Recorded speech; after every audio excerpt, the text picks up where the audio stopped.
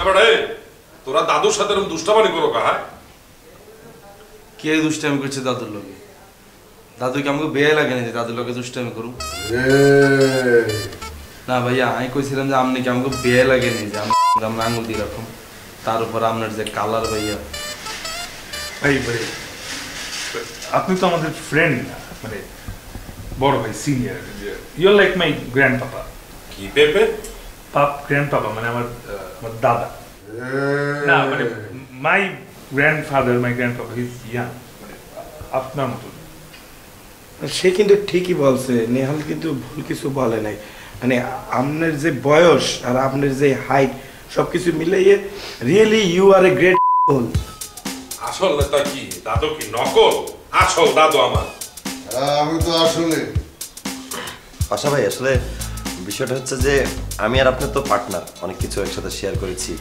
তো আমার মনে হয় যে আমাদের সম্পর্কের মাঝে কেউ ভেদাভেদ তৈরি করার চেষ্টা করতেছে। আসলে আমাদের পক্ষে তো বেয়াদবি করা সম্ভব না, আর আমার পক্ষে তো কোনোভাবেই আপনার সাথে বেয়াদবি করা সম্ভব না। আশা ভাই সেটাই। ইয়া কেন ফোন আছে? হ্যালো আম্মা, আসসালামু আলাইকুম আম্মা। জি আম্মা, ভালো আছে? আপনি ভালো আছেন নি? আম্মা আমি তো হরি উল্টা লাইতেছি আম্মা। বড় মামা নিয়ে প্রমোশন হয়েছে, মাহমুদিয়ান র্যাবের চিফ হয়ে গেছে। আর কে আটকায় আম্মা, বুঝেন না? আর মামা র্যাবের চিফ হয়ে গেছে, আই বাগিনা হয়েছি কাবিলা। মামা বাগিনা মিলে এবার পুরো দেশ উল্টা লাই আম্মা। আম্মা আপনি খালি দোয়া করেন আমার লাই, যাতে আম্মা আমি যাতে সুস্থ থাকি আম্মা, ঠিক আছে নি? আচ্ছা আম্মা ঠিক আছে, আমি তাহলে পড়ালেখা করতেছি আম্মা। কেন আরো তো আমার মামা অত বড় হইতে হবে আম্মা।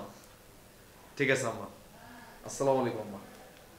ইরে আর বড় মামা আছে না, হাতে তো র্যাবে চিফ হয়ে গেছে, ঢাকা পোস্টিং হয়েছে, আমাকে বাসাতে আইতেছে। আর কে আটকেবে আম করে? হ্যাঁ, সোর্স আছে, আন্ডা সান্ডা গুন্ডা যেগুন আছে, বেগুনে মনে করে পায়ের তলা পিসি মারিয়ে লাই, বুঝছিস না? কোনো টেনশন নেই আল্লাহ রহমতে, কোনো টেনশন নেই। মানে নতুন যে ওয়েব সিরিজটা, বুঝছো, মানে কনফিউজ করবো কিনা। হরর গল্প তো, বাংলাদেশে তো হরর গল্প তেমন খায় না, মানে মার্কেটে চলে না তেমন। কি আর কষ্ট হরর গল্প খায় না? আরে বেটা, আর যে হরর গল্প আছে এটা মানুষ দেখলে বমি করে দিব। সেটা ঠিক, তুমি যে গল্প বলবা, তুমি যে গল্পটা শোনাবা, সেটা শুনে বা সেটা দেখে মানুষের বমি আসবে, এটাই স্বাভাবিক। এটা তো মানে তুই তো আবার অন্যদিকে লয়ে গেছিস, এটা মনে কর ডরে বমি করে দিব যে বাবুর এটা কি দেখলাম। তুমি হরর পারবা না তো, কারণ তুমি যেসব গল্প বলো এগুলোর মধ্যে হরর ফিলটা নাই। হরর একটা জনরা, কমেডি আর একটা জনরা। তুই এতদিন আমার হরর লই কোনো প্রশ্ন করছস, তাহলে আমি তোর হরর গল্পটা কেমনে কইব? আমার মনে হয় না তুমি এটা পারবা। না না না, এই যে তুই যে আরে জিদ দেখাই যে গল্প বাইর করিলস, এই পলিসি আনলকে খাড়াইলে লাভ নাই। আই তোর আর জীবনে গল্প দিতাম না, তুই তো আর গল্পের মর্মই জানাস না, মর্মই বুঝস না তুই। না ঠিক আছে, সমস্যা নাই, তুমি যেসব গল্প বলো ঠিক আছে, এগুলো শুনতে কিন্তু ভালোই লাগে, খারাপ লাগে না। এটা একটা বলতে পারো one kind of entertainment. Entertainment মানে তুই কি কোনো কারণে কি আমারে আবার বিনা ভাষা এন্টারটেইনমেন্ট মানে ফেলাইতেছিস নাকি?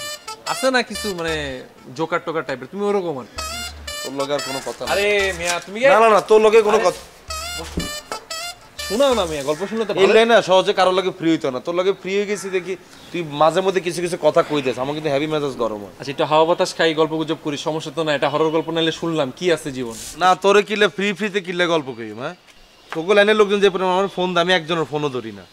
ফেসবুকে ফ্রেন্ড লিস্টে ঝুলে রাখছে বেগুনের রশিদি। তোমারে? হ্যাঁ, তোমার কি ফ্রেন্ড রিকোয়েস্ট পাঠাইছে?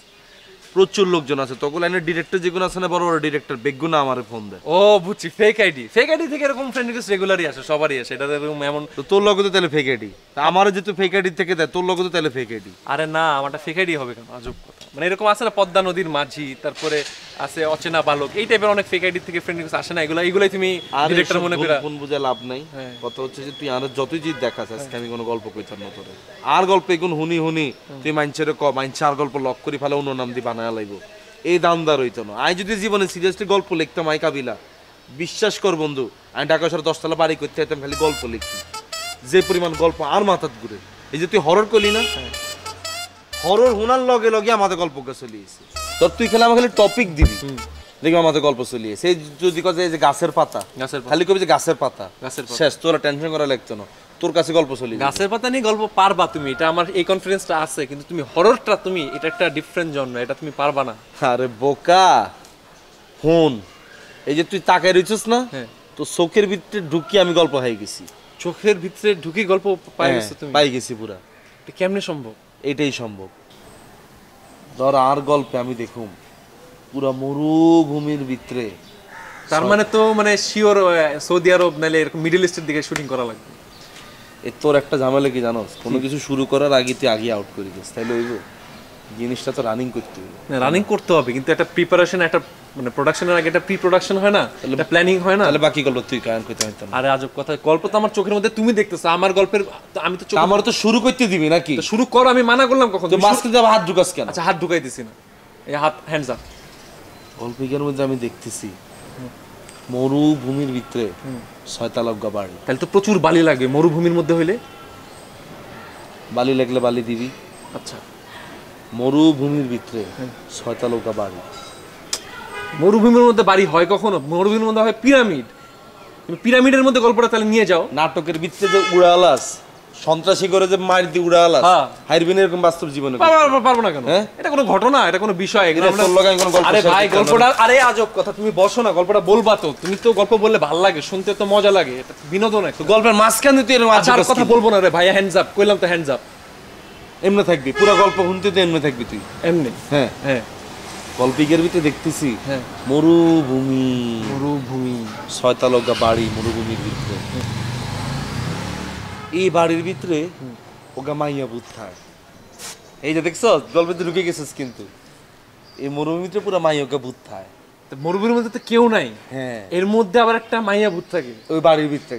6 তলা বাড়ি। হ্যাঁ, আর পুরা বাসা খালি। ওই এলাকার ভিতরে আবার ওগা হোলা ভূত থাকে। তো আগে কইলা বাসায় কেউ নাই, আর চারিপাশে কেউ নাই, চারিদিকে মরুভূমি, আবার ছেলে ভূত আসলো কোনখান দিয়ে আটকা? আমি তো জিনিসটা বুঝলাম না। ঢুকাই দিছি আমি গল্প যেহেতু লেখছি, আমি ক্যারেক্টার ঢুকাই দিছি, এটা তো আর খুশি ভাই। আমি গল্পের শুরুতে হোলকগারে দেই কোনো কারণ ছাড়া মারিয়ে লইতাম, এটা তো আর খুশি। আচ্ছা, আর ইচ্ছা মতো আমি হোলাইগারে ঢুকাই দিছি। আচ্ছা ঠিক আছে ভাই, তুই এটা মানিল। আচ্ছা মানি নিলাম। হোলাইগারে যেতে আমি না এক ক্যারেক্টার দিছি, হোলাইগা হইছে হোলা ভূত। আচ্ছা, মেয়ের বাসাইগা খালি। হ্যাঁ, একদিন হোলাইগা বাড়ি সামনে দিয়ে যাইতেছে, দেখে মেয়েওকা কান্দে, হোলাইগা জিগে কিছে, আর বাসা খালি, আর ডর লাগতেছে, মানে ভূতেরই ডর লাগতেছে, বুঝছিস তুই?